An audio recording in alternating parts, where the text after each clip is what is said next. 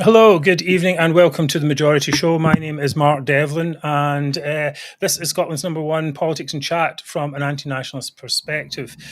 I am here tonight with my co-hosts Mary Devlin and David Griffiths, the amazing David Griffiths, who knows everything there is to know about tactical voting.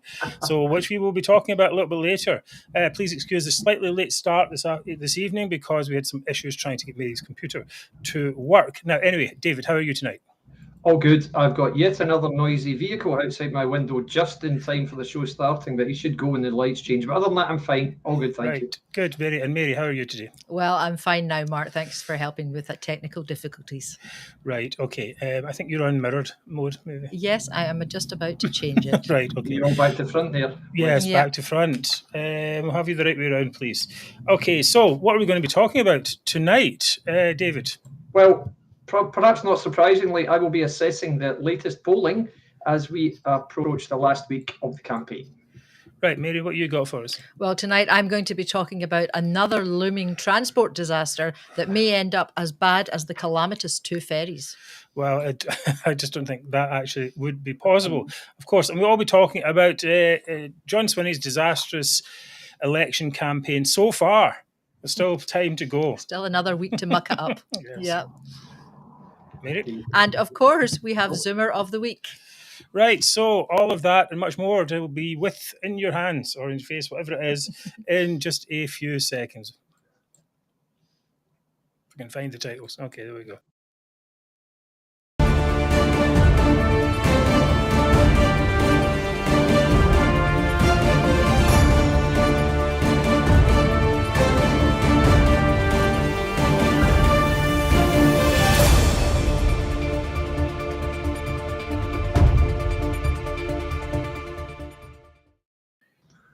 Right.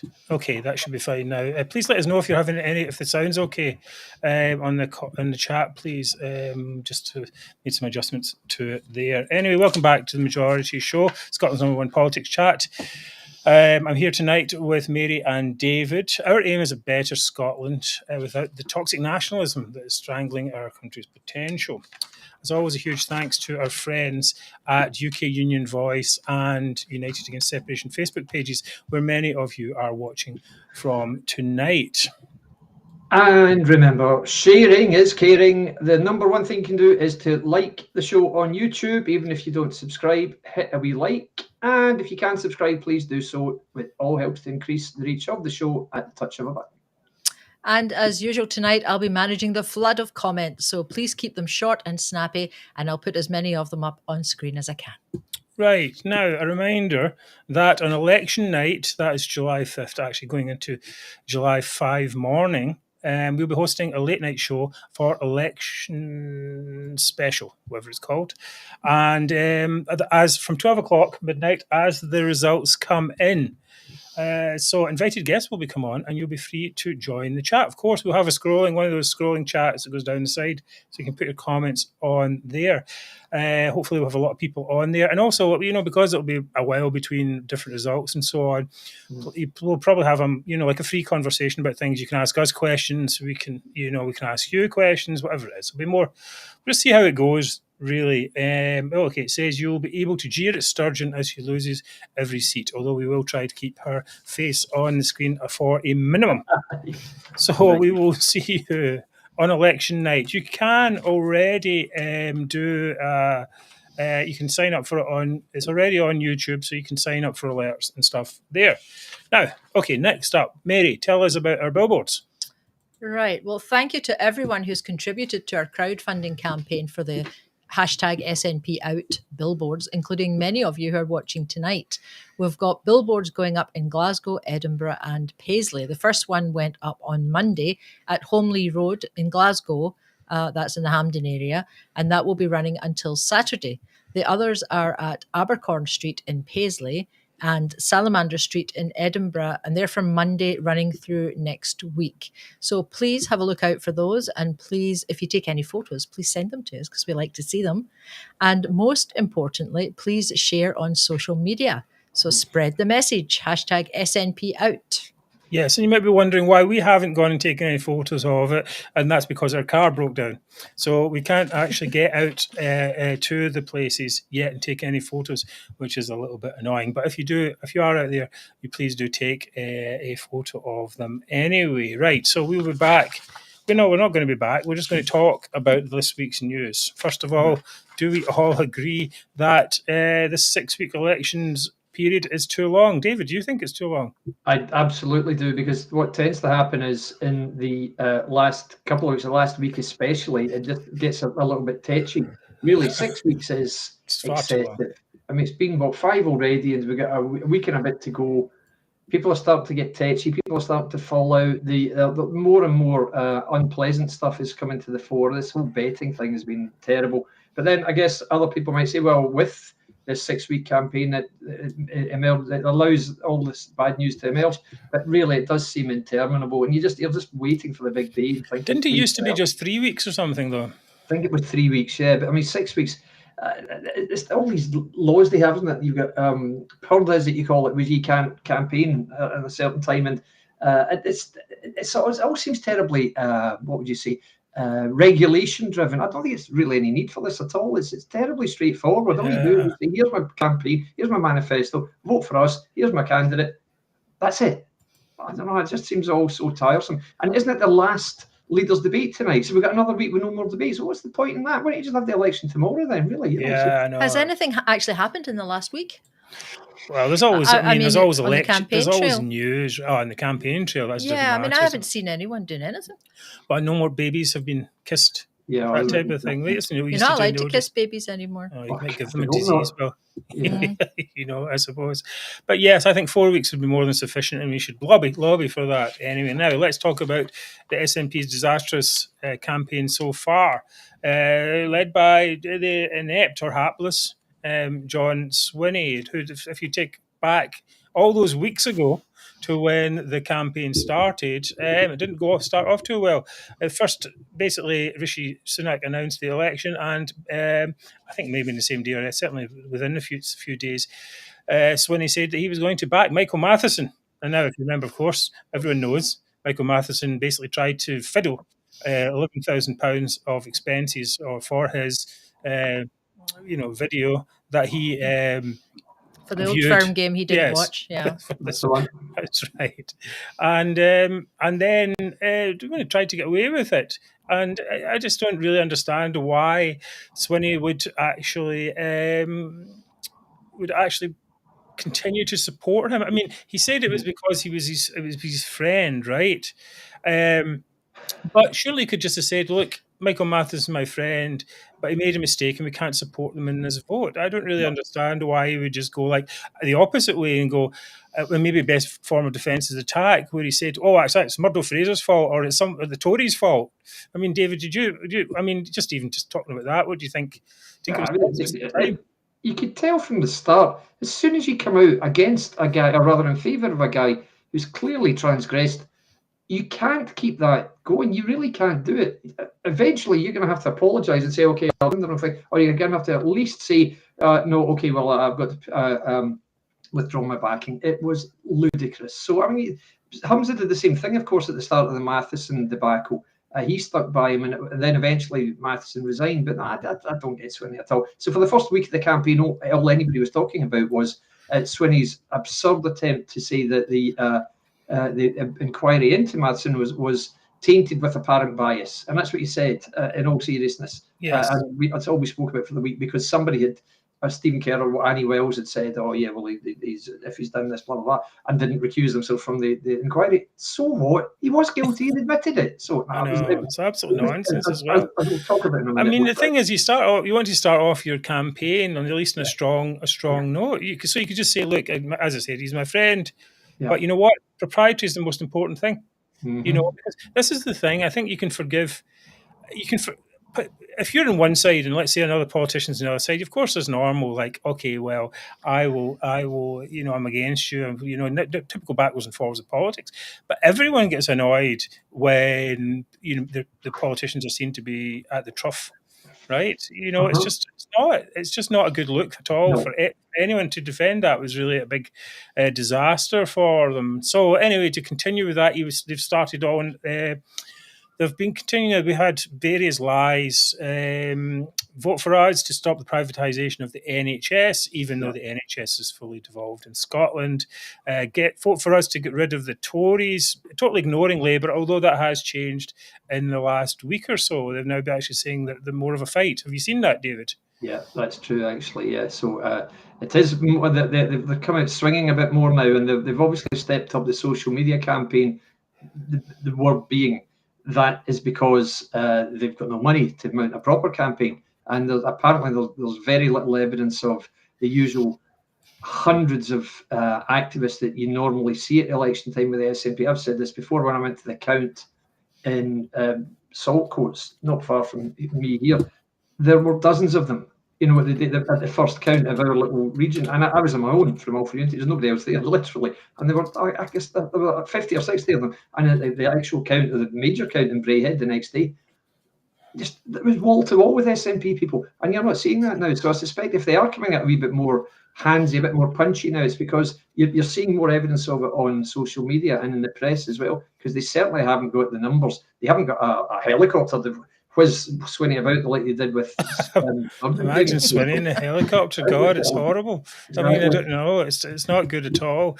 I don't think they could afford the fuel. Never mind No, the that's true. helicopter. But someone there said, was it Neil who said in the comments there that in Oban, the place is festooned with SNP signs. Now, they got some big donor, I heard, to give them like £500,000 or something. Did you hear that? I can't remember what it was. Yeah, that's the one. Neil said it. So I think there is some money or there, or maybe they took all the money from the branch offices. I think they had about £1 million that they could use from that.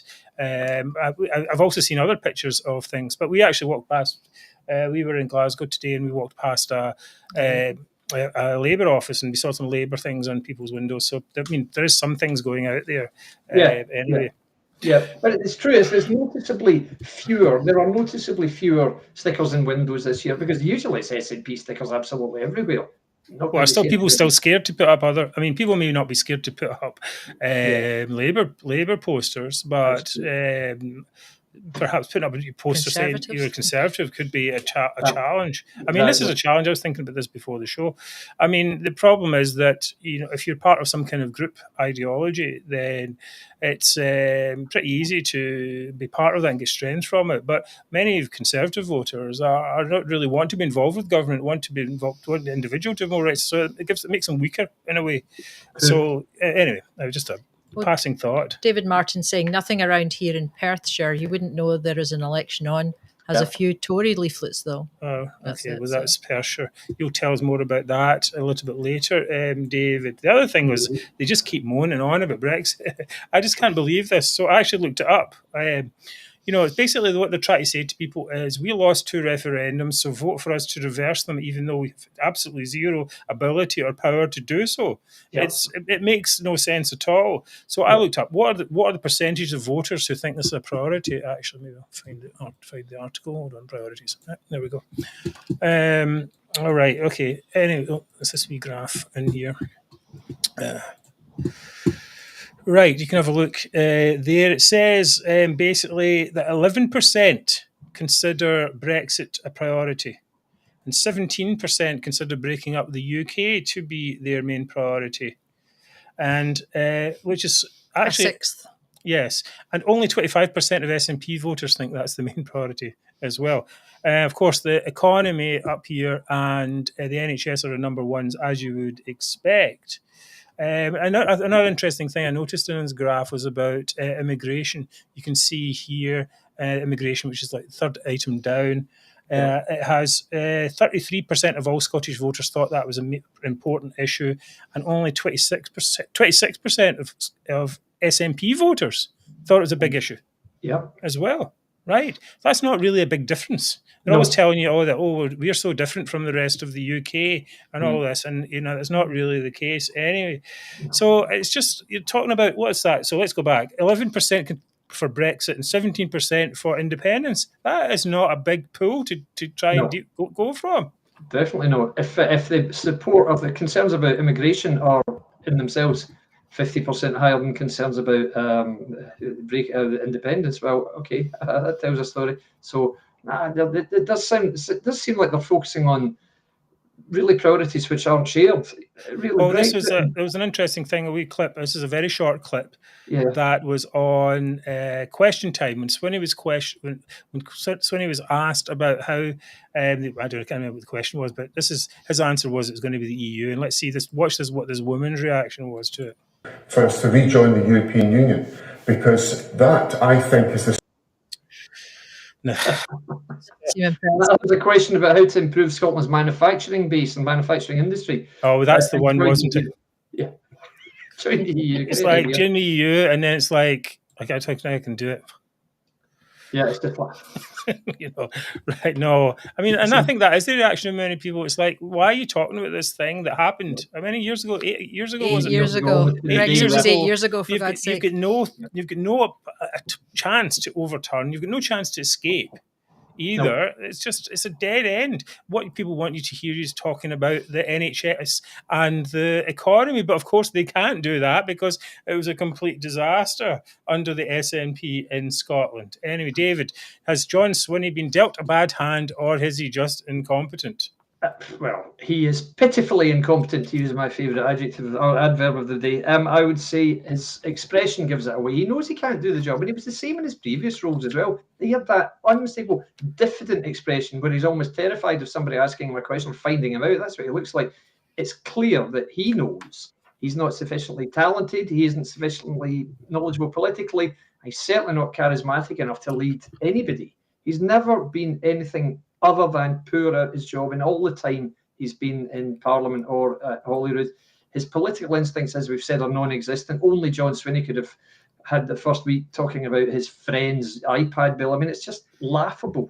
He constantly makes the wrong decisions. He always says the wrong thing. In interviews, he's just like a liability. They must have, Big Sarah Masson must be standing next to him every single interview saying, all this stuff. She must be, because he just never gets it right. He's very uncomfortable in debates. So you can see that he doesn't feel at home at all. He never provides meaningful answers in even the most basic of questions. Any of these questions, as I've said before, Humza Yousaf could have danced around them, no problem at all. Sturgeon and Salmon certainly could, but Swinney just looks absolutely floored by them. So he's woefully inadequate in every sense. And to call him, he would have enough experience. How long has he been there? How much money? Well, let's put it another way. How much money has he taken off the taxpayer to be able to make a decent answer? Exactly. Only 20 years or something he's been in there, getting 100,000. At least 20 years. He was £2 million. Exactly. He was leader of the party. So that's it. If it's 50 grand, that's £1 million. So, and this is why I always say, he always says, you think we're too poor and too stupid.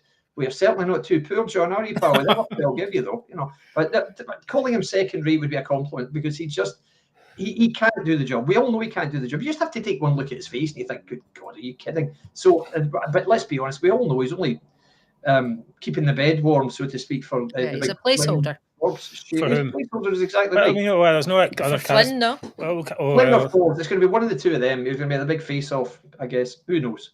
I think my feeling is that the Scottish Parliament's a bit too small for Flynn. I know he can fit, but he's too big for it, and I think it might be too bombastic even for that. I think it might really grate people. He might be bored, in other words. Well, that's one part of it on his side, but I think it's quite easy to stand up even in a big chamber, House of Commons. Yeah. Yes, we do blah, blah, blah, blah, blah. That's really loud and all this, but I don't think that's going to work as well in Holyrood. I really just don't think that can. Well, I've often said the same stuff. I think these guys are egotistical. They must be. They wouldn't do the job if they weren't. And the guys who've been in Westminster, I've told you from insiders, they hate the guys in Holyrood. They think they're a bunch of hicks. Yeah, and also that, I think that's a good point there. I think that, it's like coming back, to, Pixel, I don't know if they'll like that too much, but they might not have any option. That's the thing.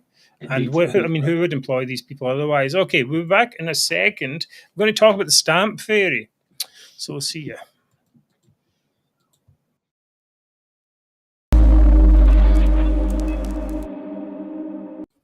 Right, but first of all, if you like what we do, please do donate. Now, Mary, are donations still open for the billboards, Not for social media? for billboards, but for social media. Yes. Right. So we still have our crowdfunder running. If you want to, we put up social media ads in the last week of the campaign, and you can also consider that it takes a lot of effort for us to put these campaigns together and show together and so on. So any donation you could give us would be most appreciated, big or small. We don't care. Anything is great, and we appreciate everything that you do for us, and for everyone who has donated to us in the past. We love you all. It's great. Thank you very much for supporting us.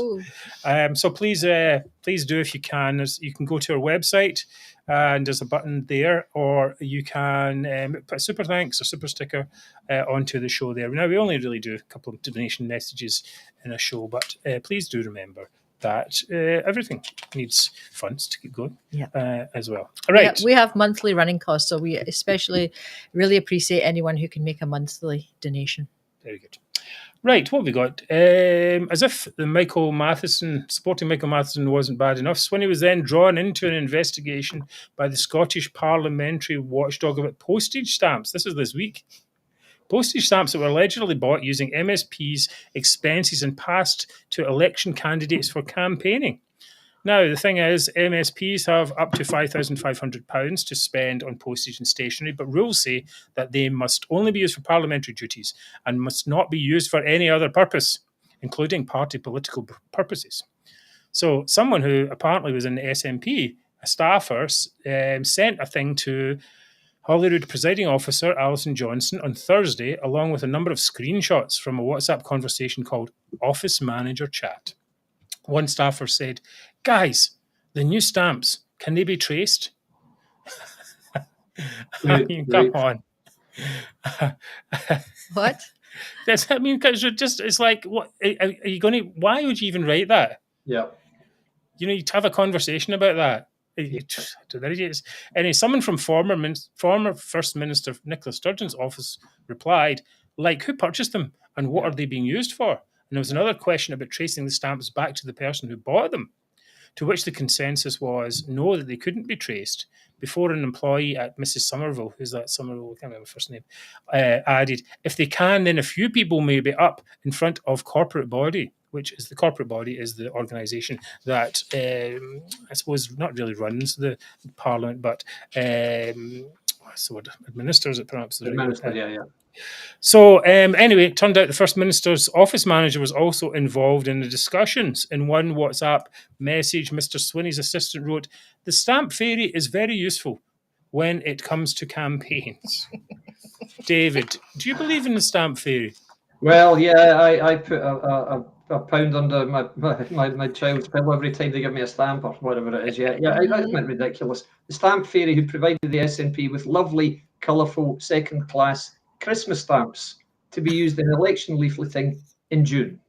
Brilliant, guys. It's smell of standard SNP malfeasance, the whole thing. Nothing seems honest or straightforward with these people. Everything seems dodgy, questionable, suspicious. It always makes you think, hang on, what's going on there? It just doesn't seem quite right. And you always get the feeling somebody's lying and there's a cover-up going on. And it happens all the time with these people. There's a real smell about them, a smell of dishonesty and just wrong. That's what it's like. And this is exactly what this is like. Christmas stamps in June. I mean, how farcical is that, really?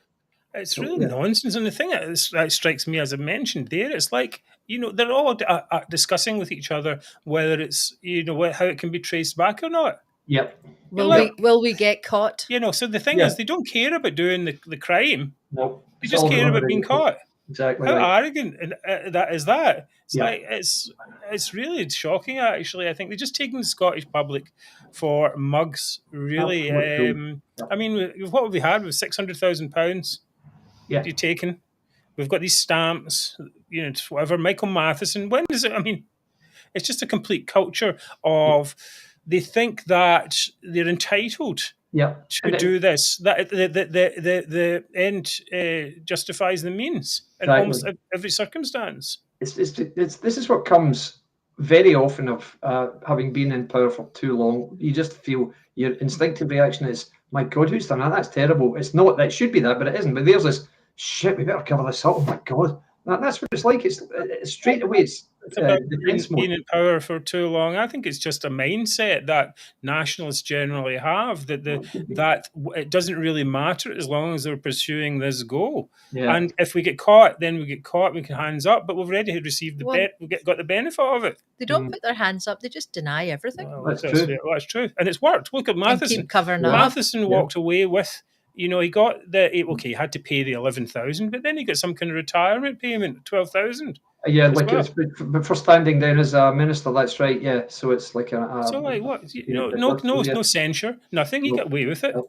And Mackay, remember him? He was in there for how long? A year and a half, or something like that before he was booted out. And what about Margaret Ferry? Yep. Oh, that was ridiculous. As well, a year, 2 years or something before she was booted out. And then she admitted it as well. And they had to have an inquiry to see whether she had broken the House of Commons standards, but they waited until the conclusion of the criminal trial first, and they didn't have to do that at all. It didn't have to happen that way at all. And even at that, they tried at the very end to say, "Oh, let's just make it a 9-day suspension, so that she wouldn't have to face that recall petition thing."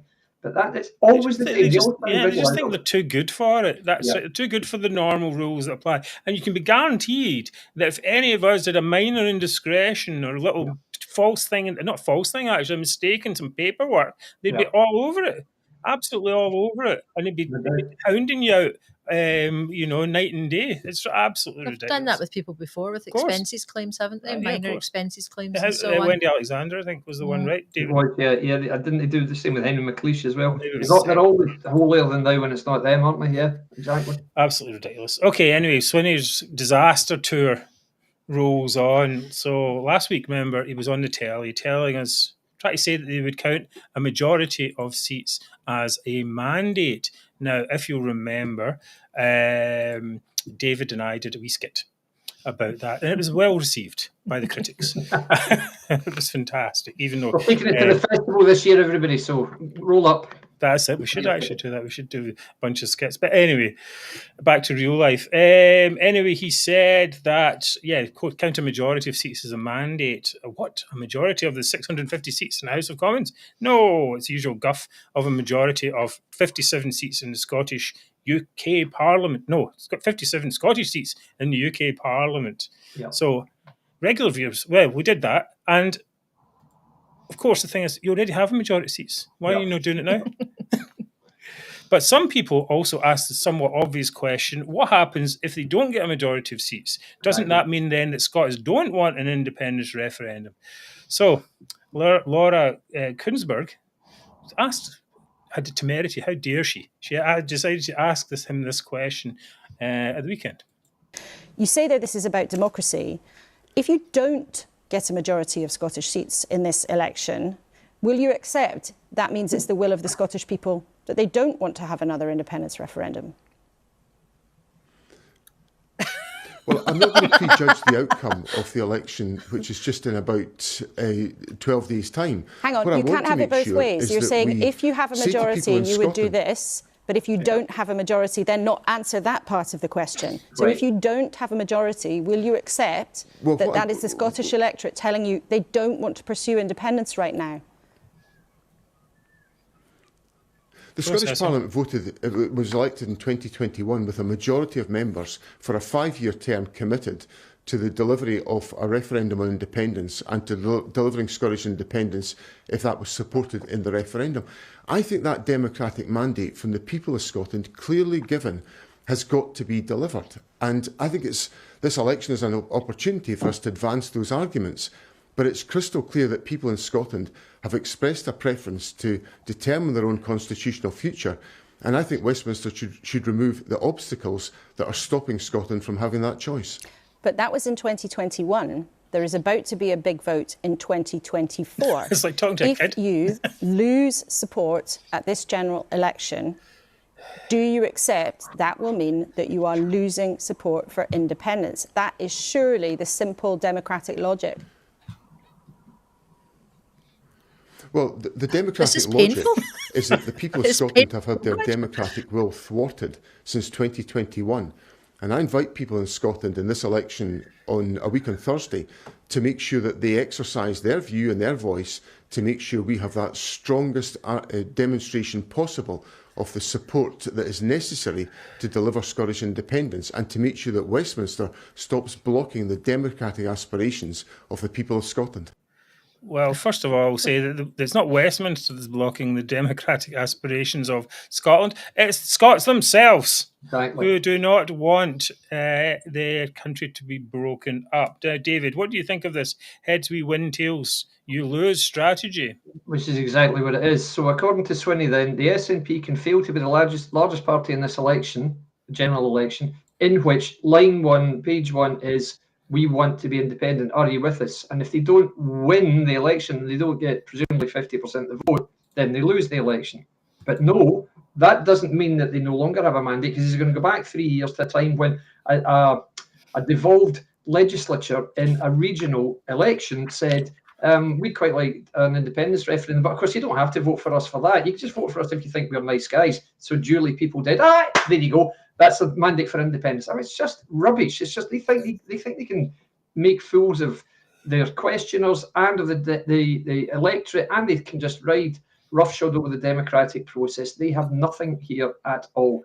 So what he's saying, of course, is what he's implying is if they ever win another election in terms of getting more seats, then they're immediately going to start discussions about becoming independent. And this is what they want to do this year. Remember this, guys. They could get 29 seats. It's possible. And if they do, they consider that a mandate for independence, actually starting the discussions about, right, how do we become independent now because we just voted for it. That's what they think they're going to do a week tomorrow, genuinely, irrespective of what percentage of the electorate votes for it. So we really are in dangerous times here, because these people are continuing to push this utter nonsense.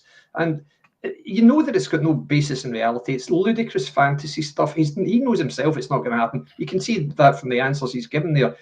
But the problem is with Laura, she just repeated the same question 3 times rather than saying, hang on a minute. Well, you can't say that you say, I don't want to talk about conjecture here when you've already talked about conjecture. So will you resign? That's what she should have said, something like that. So in the event that you do lose 20% or 30% of the seats, what threshold would you resign, John Swinney, and who do you think should take over? And get him on the back foot. Don't just have him say, well, of course we've got a mandate. But that's the problem. London journalists aren't really strong enough. I think she should know a little bit better, I think. I mean, I was surprised at how little she pressed him on it, and I think she could really have got him on the ropes there, because I mean, as someone in the comments said, he's like a deer in the headlights. He's like, you know, what's going on? You can see him processing, but I think part of it is that they don't understand actually that part of the question.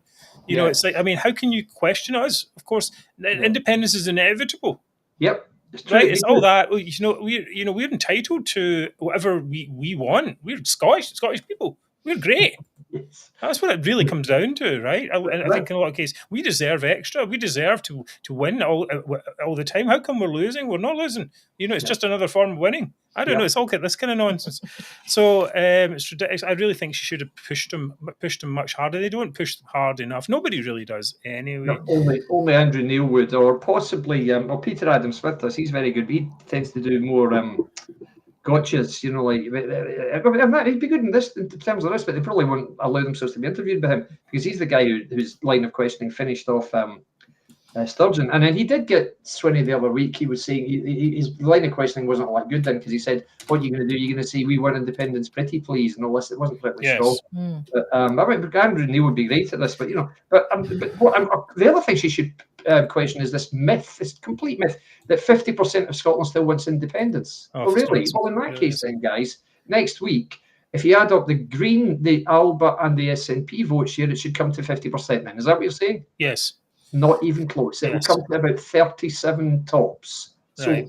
I think there's a lot of people. I mean, you can't say you want independence and then not vote for an independence party. Absolutely. That's what it comes down to. So basically, if that's it. Anyway, all right, we're going to move on with that. We're going to talk. Actually, we're going to leave this bit till next week. We're going to talk about Nationalists changing tack to look forward to the 2026 election. But we'll make that one of the main items for next week. Next up, though, David is going to give a review of the week's general election polling and news. If I can ever find the wee thing. Okay.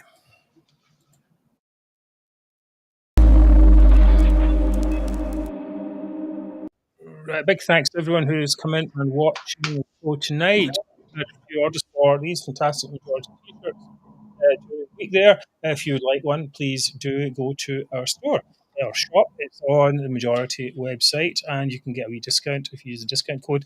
Some of the funds come to helping run the show. So if you don't want to donate a t-shirt, makes us happy, makes you happy, and annoys your enemies. Anyway, we've got a load of designs in there. They're great mugs, mouse mats, and so on. Right, David, let's tell us what's been going on in the polls this week. Well. So polls this week and betting odds, which is important to touch on because rarely do you get the bookies getting it badly wrong.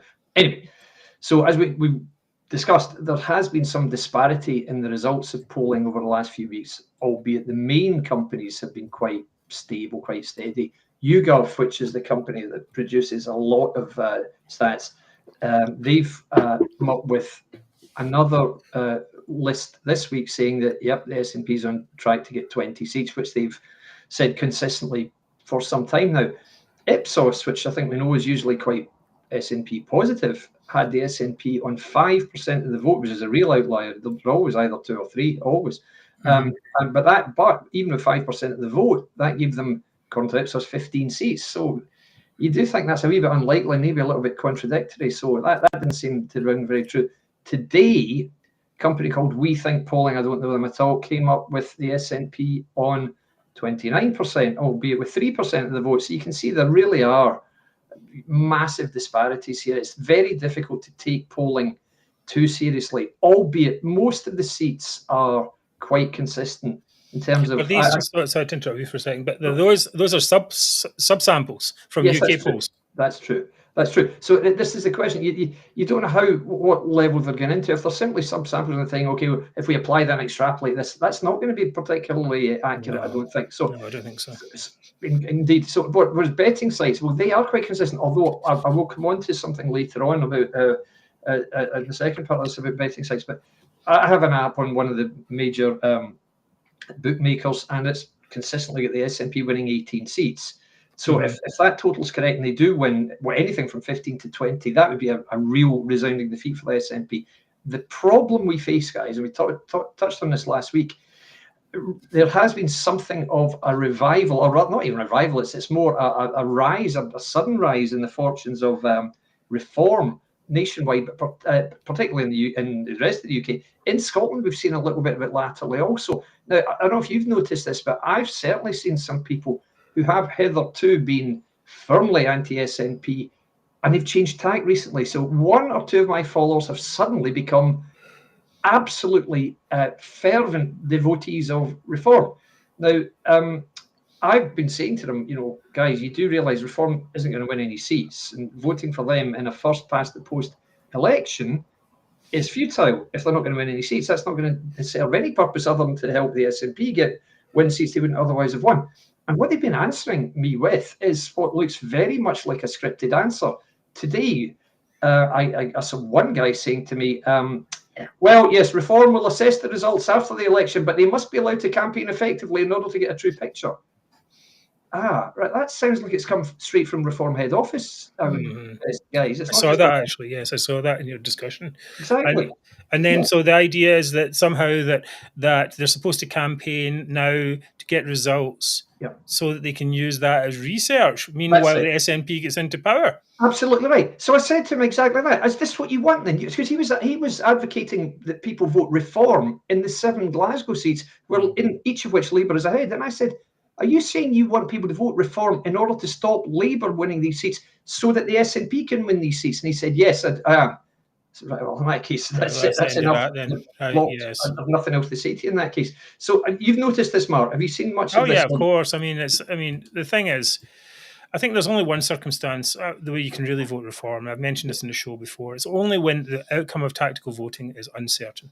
Yes. So, but if, for example, if Labour and Tories were both second in a seat and both had the same amount of votes, and both sides are like, we can win this, then they're going to it's a race to the bottom or whatever, or no win zone, and the SNP are going to get through, right? But in most other cases, and I think that's pretty much every other case, a vote for in a seat where Labour can win A vote for reform is one less tactical vote from Tories. Absolutely. For one less.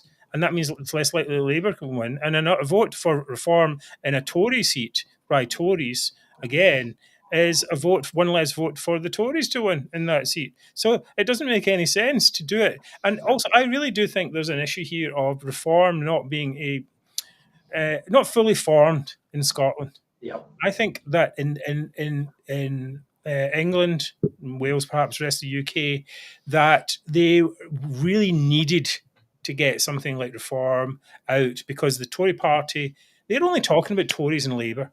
Yeah. And mainly anyone who's a Tory in England is like, this is a disaster. The immigration is a disaster. We're not getting anywhere. A huge amount of frustration is built up there. And I'll say, okay, some of the Scottish Tories have that, but many of the people who vote Conservative in Scotland are primarily concerned with getting rid of the SNP. This is what we need to do. This is our best opportunity. And you can't get this idea of reform is going to do that. Reformers can't beat the SNP. That's the simple. No, they can't. And much you like reform, right? And I want to listen to them and all that. And okay, that's very appealing to many of the people maybe even watching the show, and to say this is a great appeal, but yeah, this is exactly right, Richard. I think they should stand aside in Scotland for this election. Definitely. Because it's not their battleground. It's not the right thing. And people will be quite willing in 2026 to perhaps give them a hearing, although maybe we'll talk about that just for a minute at the end of your section.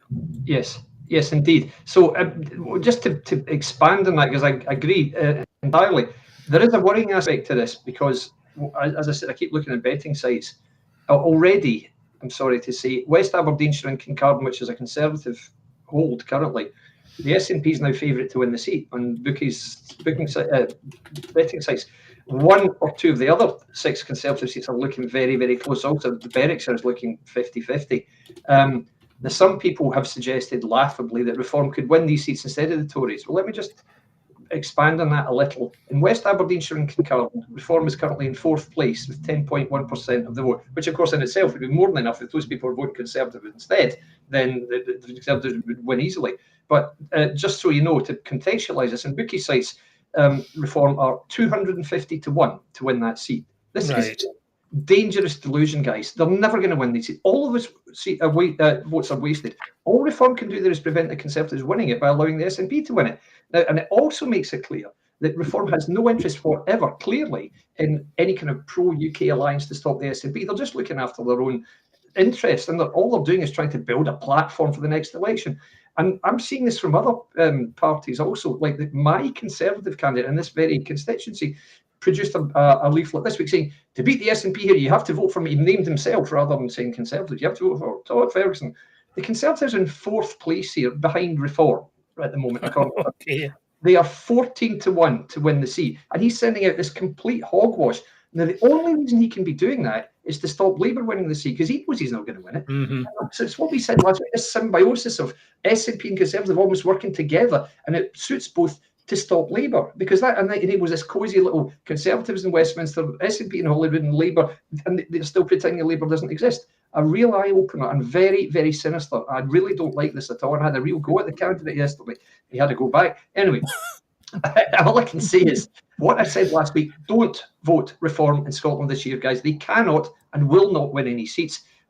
My advice is always, if a seat is held by the Conservatives or Labour or Lib Dem currently, vote for them there. If the SNP is holding the seat, check the tactical voting guide. Check betting sites if you can. Don't, please, look at who came second last time, because that tells you nothing. No good. That doesn't work. Conservatives came second in places like Inverclyde, Falkirk, Livingston, Kilmarnock. They're not going to win there, guys. Central Ayrshire, I've laughably been told Conservatives are going to win there for the first time since 1934. Yeah, of course. Seems to be island lately. Exactly. So just stay with the tactical voting. It does work. Don't listen to these people who say, no, we're going to go Reform. That will send a message. You want to send a message? Write a letter. You want to protest? Make a banner. But if you want to win election seats from the SNP, you follow the tactical voting guide. There are no magic shortcuts here, guys. I can promise you. You really got to do what the professional-ish people have said for months and researched for months, and giving you this opportunity to do it. Please don't throw it away. Please. Yeah, I also have some concerns about just their stance even on the constitutional question. Now, I saw an interview with Reform's guy. I think he's a deputy leader. His name's David Kirkwood here. Yes. And he actually, this is kind of a bit of a surprise, but anyway, he was a SNP voter until 2019 and even voted yes in the 2014 referendum. Yeah. Which, okay, is fine because he says, I'm now absolutely committed to Scotland's place in the UK. It doesn't make any sense for Scotland to leave now. This now is a bit of a worrying thing. Anyway, but he also said that Reform, and this is I quote, would countenance another referendum, but not until 2039, which would be 25 years since the last one. By then, I don't believe it would be necessary because either Reform will have got into power in the UK and nobody would want to leave, or because the SNP will have made such a mess of Scotland that it wouldn't be possible. Now, that seems to me to be a deeply unserious answer. If you're pro-UK, you do not countenance another referendum under any circumstances at all. That means he's basically saying, well, we'll see what happens. That's not a strategy. It's not a policy. It's not a way to go forward. And it certainly doesn't give me the kind of feeling that they're taking this issue seriously at all. So I'm going to get in contact with Mr. Kirkwood. I don't have time to do it. And clarify this, and I'll report back next week. They have to prove themselves. I think the thing is they have to prove themselves before the next Scottish elections, and we have to be out there saying you can vote Reform, okay, to protest the Tories, and many of us want to do that. If to people who traditionally vote Tories and say this is a disaster, of course you want something better, but that's not going to help here. But there's no point in jumping from the frying pan to the fire. If they say, "Oh yeah, but we'll do a referendum in 2039," oh well, maybe we'll do it earlier if there's enough, or maybe you said. I mean, it's nonsense. It is nonsense completely. And they need to firm that all up if we're going to actually vote for them and do that. Anyway, okay. Next up, very good, David. Thanks for doing that. Anyway, all right. Next up, it's going to be Mary, and she's going to be talking all about the latest disaster. Another disaster. I think disaster looming is the most used word in this show. Anyway, so we're next back to incompetence. That's okay. Back in second.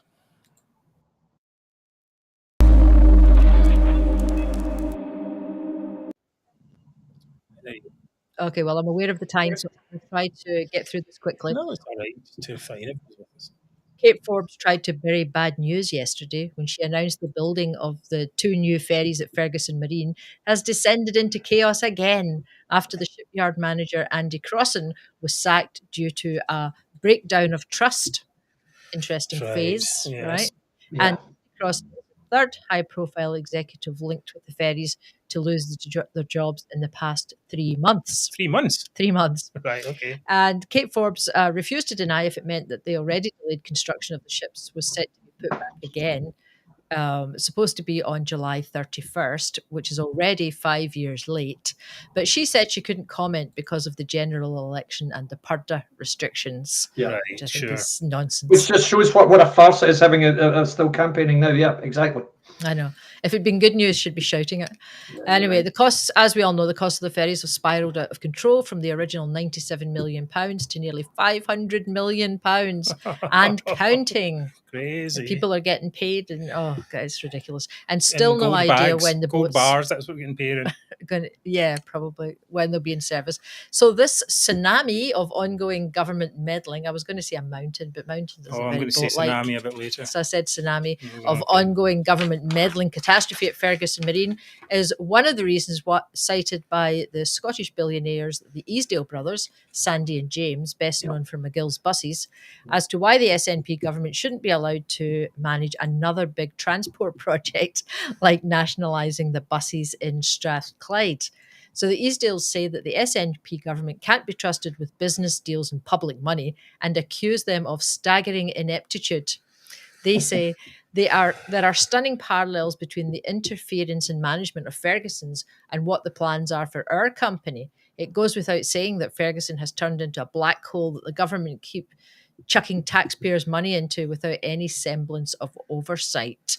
because basically what they're trying to do is take the company and all the routes and everything off the Easdales and nationalise it, right? Yes, something that actually works, and I'm going to replace it with something that doesn't work because it's 10 times as much. Something that needs people who actually understand how to run businesses and give it to the Scottish Government. So the Easdales went on to say the Government, SPT and Transport Scotland are so financially illiterate that whilst they claimed it would cost about £15 million a year to introduce franchising to buses, the real figures are actually a stunning £400 million a year. I was right, actually. It's 15 times, is that? 15 times? Yeah, about. Excuse my arithmetic. No, it's... what are the two figures? 15 times 15. No, 15 times 15 20, it's like 20 odd times 15 20 million. times 15 is 300, isn't it? So it's 300, so it's a lot more than that. Yes. It's about 26 times. Yeah, 27 times. Yeah. Maybe, A little brain exercise there. Yes, but too hard work for me. Okay, so instead of 15, it's going to be 400 million, which seems to be what the Scottish Government tend to spend on things, because they also pointed out that the Edinburgh Trams project, which went £400 million over budget as Everything's well. £400 million. That's what I'm saying. So we've got ferries that are £400 million over budget. The Trams project was £400 million over budget. And they're saying that the buses are going to be £400 million over budget as well. Yeah. So they're basically saying this is proof the SNP can't handle a transport project without taxpayers getting stung. So we'll keep our eye on this, and I'll keep reporting on it, because it sounds as if it's going to be another absolute They just don't seem to disaster. be able to do any transport at all, do they? This whole A9 thing is just, it's ridiculous. I was reading about this. There was a place in Cornwall. They've just built a new dual carriageway down there, and it's all done and dusted, and didn't take any time particularly at all, and it was a reasonable budget. And it's like, well, why can't you do this A9 thing? It's not that complicated, really. Well, Joe Noir is asking, will STV be showing Braveheart the night before the election? Did that happen last time, right? Or is that just an urban legend? I just wanted to answer what Bruce Smith was asking about, in terms of tactic voting, Broth and Broughty Ferry, which is one of the new constituencies, and it takes in a lot of the posh side of Dundee, and of course Broughty Ferry is quite posh because Hamza lives there, and he said he's had been variously advised both Labour and Conservative. Conservatives are not showing well there at all in polling, Bruce. They're way behind, miles behind, and then the bookies betting sites, Conservatives are 10-1 to win. So I think that gives you your answer. Labour may not win there. It's one of those seats that's going to be very difficult for either side to win, but I think you can safely rule out Conservatives winning that seat. Sorry. Should we really be betting on election results? This is the big question of the day. Exactly. Should be indeed. I've not written any results, and I've got skin in the game, so to speak. But anyway, no, not for me. Well, I was stung when I voted for Donald Trump to win the US presidency, and he did win, but I made it that it was all to do with the margin, and he lost the popular vote. So that was £700 I did not get. So I was quite unhappy about that. But anyway, things you can do to support the show. This really is your last chance to donate to SNP Out, billboards, social media ads. So please do if you can. That'd be great. You can, of course, buy a T-shirt or a mug. You can subscribe to the show on YouTube. You can also tell your friends about it. That is the number one thing, probably. And liking the show. Like, please, if you haven't liked it already. And you can do all of the above, which makes us extremely happy and fulfilled. ! Coming up, it's the moment you've been waiting for. It is the highlight of the week. It is Zoomer of the Week. Yay.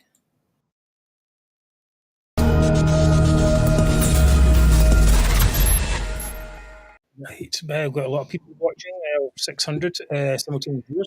Nearly 700. Yeah, it's almost as many votes as the SNP will get. Okay, are you frightened of the red arrows? As you watch the RAF's aerial display team loop the loop at air shows and celebrations, are you really thinking it must be hard for the veterans of our wars to see these displays of aerial amazement? Or do you instead think, what about the immigrants? How they must feel when they see the red, white and blue smoke billowing behind the aerobatic team. The trauma. No. Anyway, but that's exactly what Edinburgh Council thinks. Councillors on Edinburgh City's Culture Committee, which oversees how the city handles its major events, have voted to express regret over the flypasts. Now, this because, of course, this comes from a Green councillor, would come from anyone else, because it's always a busybody Green. This guy called Dan Heap, a heap of something anyway. But anyway, he told the Scotsman, tattoo flypasts are often raised by residents concerned about the impact on veterans, refugees, and animals, as well as the environmental impact of unnecessary aircraft flights. Colleagues have consistently raised this question with the council leader, who has raised it with the Tattoo and the RAF. Given recent agreements to consider restricting firework use across the city, it is right we also ask questions of other intrusive and environmentally damaging practices, which benefit, and here's what he says, only a small handful of people. The Culture and Communities Committee has expressed its regret about the continuation of the flypast. And here's the kicker, of course. The next logical step is to find out how the council can actually try to stop them from happening. Is there anything these people don't want to ban? They are just a bunch of fun-destroying, self-righteous busybodies. Complete arses who want to, just ruin the enjoyment of everyone else. Have you ever looked at? Have you ever really looked at a flypast from the Red Arrows and going, "Oh yeah, this must be really terrible for immigrants"? I don't think so. It's absolutely nuts. Now maybe they might say, "Who cares?" Who cares if immigrants don't like it? In fact, it should be the other way around. It should be, this is a great thing for immigrants to see our country's national aerobatics team performing. Look at that, red, white and blue. It's best in the world. Yeah, this is like famous all over the world, to be proud of it. Absolutely ridiculous. So I'll just suggest that rather than have a really boring life, that we'd ignore these people. Unfortunately, we can't ignore them. I think you should do flypasts every day. Yeah, so we'll just suggest next time the Red Arrows come to Edinburgh, they take a detour to Councillor Heap's house and fly past it at low altitude for a few hours. Very good idea. Look right over his house. I think every commercial jet should have red, white, and blue coming out the back. The chemtrails. Chemtrails, it should all be red, white, and blue. That would be it. That should be it. Right, anyway, what a bunch of idiots. I don't know. Zoomers. Right, Mary, it's David going to be up next. Yes, they really do hate this country. So I think they I think they hate themselves. That's what it comes down to. Anyway, moving on. David, in a second.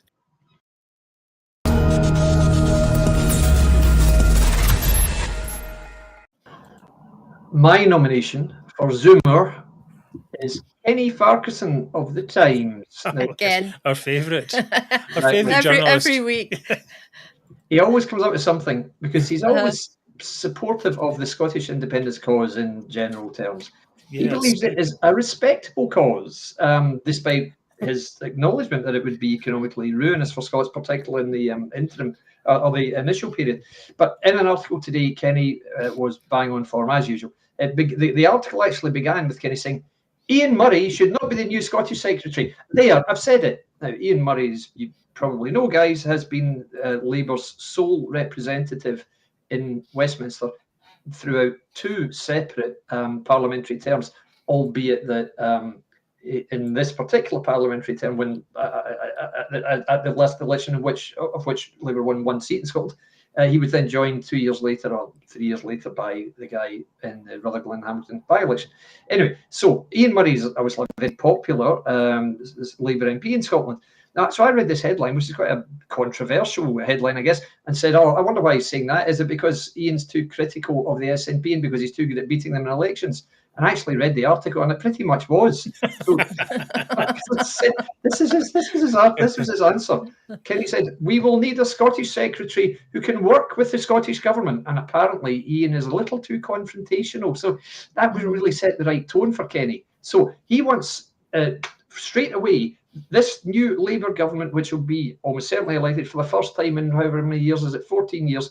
As soon as they come in, they should start making concessions to people who want to break up the country. Because that's crazy. I just don't get this. I just don't get that at all. It's crazy. Me neither. So maybe Kenny thinks we should give it to someone more palatable to supporters of Scottish independence. How about drafting in Stephen Flynn? He can do the job, Kenny. Would that be better? What do you reckon?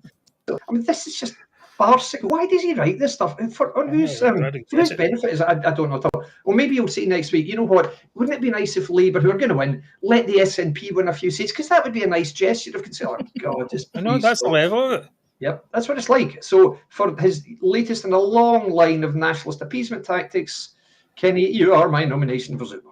Well, it's not for nothing we call him the Times appeaser-in-chief, but the thing I don't understand is how he ever got this position, because it doesn't reflect public opinion, and his ideas are rubbish. Though now, the other day, the article before this one, he wrote it was all about more powers for the Scottish government. Keir Starmer has to give more powers to the Scottish government once he wins, and it was quite funny because every single comment was, "No, we need to abolish Holyrood," exactly, and you're just like, okay.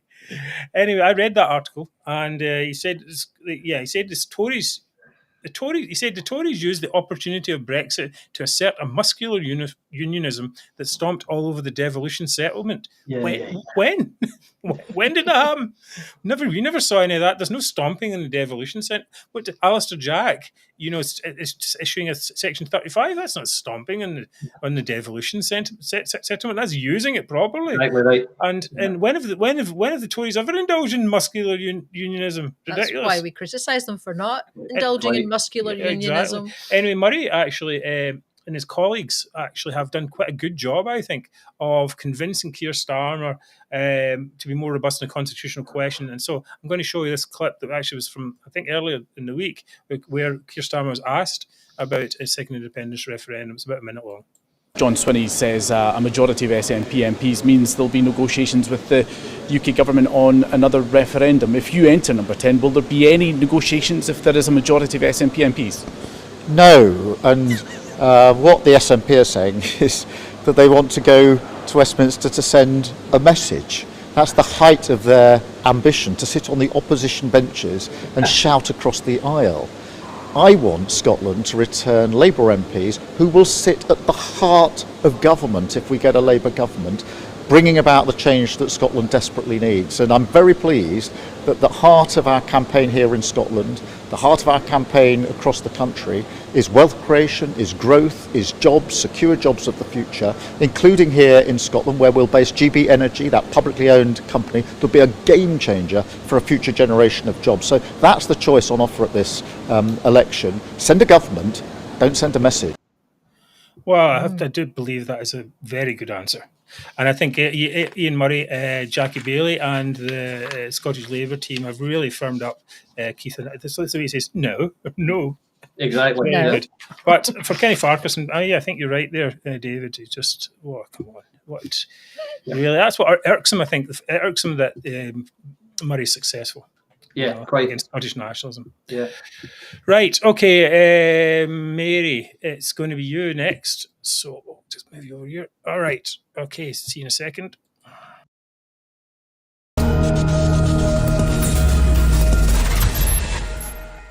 My Zoomer of the Week is Claire Haughey, the SNP MSP for Rutherglen, for bragging on social media how she's gained information illegally about results from postal votes being opened in Blantyre. She says that she's been told by people opening the postal votes in Blantyre that loads of them have been marked for the SNP. She said, postal votes have been arriving and Katie Loudon SNP and I were delighted to hear how many in Blantyre have already been returned with the SNP X on the ballot paper. Now, this is highly illegal on at least 3 counts. It's illegal for people opening postal votes to look at how the returned ballot papers have been marked. It's illegal for anyone attending a postal vote opening session to disclose any information about the session, and it's illegal for anyone to talk about the contents of postal votes before they are officially declared. The law states ballot papers will be kept face down throughout a postal vote opening session. Yep. Anyone attending an opening session must not attempt to see how individual ballot papers have been marked. In addition, anyone attending a postal vote opening must not disclose how any particular ballot paper has been marked or pass on any such information gained from the session. Anyone found guilty of breaching these requirements can face an unlimited fine, or may be imprisoned for up to 6 months. Send them to the jail. Absolutely. throw the keys away, lock them up, take all their money and throw the keys away. So Claire Haughey should face serious consequences for attempting to influence the outcome of an election with information obtained illegally, and she should be compelled to disclose who gave her this illegal information. Yeah, some people have tried to claim that it's not what it says, but the key point in this here says postal votes have been arriving, and we're delighted to hear how many in Blantyre have already been returned with the SNPX in the ballot paper. That's not the same thing as saying, yes, we talked to a lot of people on the doorstep, and they were sending it in. This is quite a different thing. This is how many were returned already. So there's definitely something going on. Well, even if there isn't something going on, that should be investigated nonetheless. Yeah, definitely. This is, I mean, I think just by the what you can get for it, an unlimited fine and up to 6 months imprisonment shows the seriousness of this.